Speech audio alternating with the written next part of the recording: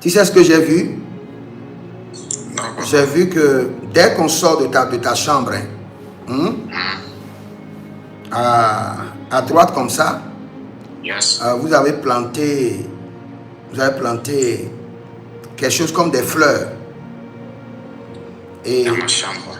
Oui, oui. non, je n'ai pas dit dans la chambre. J'ai dit quand on sort dehors, je vois qu'on a planté des trucs, des fleurs. Oui, oui.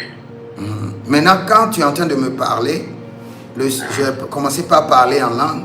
Et le Seigneur m'amène, il dit, observe seulement ces fleurs-là qui ont été plantées dans sa maison. Observe. Et j'ai observé les fleurs. En un clin d'œil, ces fleurs ont commencé par changer. Et a commencé par avoir une grande verdure. Et a commencé par fleurir, à s'étendre. Et les feuilles, les fleurs dont je parle, c'est des petites feuilles que je vois. Mais dès que le Seigneur me dit d'observer, j'ai commencé par observer, ces feuilles ont commencé par s'étendre, sont devenues de grandes feuilles. Et le Seigneur me dit, c'est juste une question de temps. Il dit tout à l'heure, tout ce qui concerne ta vie, comme la fleur qui est dans ta maison, va commencer par fleurir et commencer par s'étendre. Parce que je cherchais le problème, je priais, je dis Seigneur, quel est le problème? Le Seigneur me dit, laisse le problème, observe seulement la fleur. Et quand j'observais la fleur, ça a commencé par fleurir.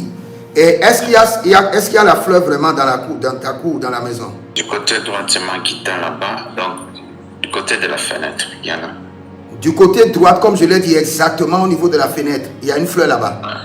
Du côté droit, oui. Waouh! Donc, il faut savoir que ce n'est pas moi, c'est le Seigneur. Et le Seigneur dit que, observe la fleur. Il dit, la fleur va commencer par s'accroître, par fleurir, par s'étendre de manière extraordinaire. J'ai vu que la fleur était en train de fleurir, de s'étendre. Et la bénédiction était énorme au point que tu as commencé par faiblir spirituellement. Tu as observé que tu étais allé au bord de la mer. Et il y a un animal qui est sorti soudainement de la mer et qui t'a mordu au niveau du pied. Qui t'a mordu au niveau du pied. Donc le Seigneur est en train de dire que la gloire que tu attends est déjà libérée, mais que tu dois faire attention pour maintenir le feu de la prière, car l'ennemi est en train de te guetter. Est-ce que tu connais quelqu'un comme Gaël ou Caleb? Gaël ou Caleb? J'entends Gaël et j'entends Caleb. Frère Gaël, c'est un frère qu'on prie à l'église. Il y a aussi un autre Gaël, c'est mon ami aussi, ingénieur aussi. Caleb aussi, il y en a, c'est un frère qui prend les photos à l'église aussi. Et les deux dont je parlais, ils ne sont pas mariés? Oui, ils ne sont pas mariés, pas encore. Ok, donc c'est eux. Ils ne sont pas encore mariés. Ok, c'est eux. Parce que tous ces deux personnes, il y a des pièges devant eux concernant le mariage. Et ce que je dis maintenant, c'est dans 2-3 ans. Pas maintenant. 2-3 ans. 2-3 ans. Devant Gaël et devant Caleb, je vois des filles qui sont été... Tous ces deux dont je te parle ont l'appel de Dieu sur leur vie.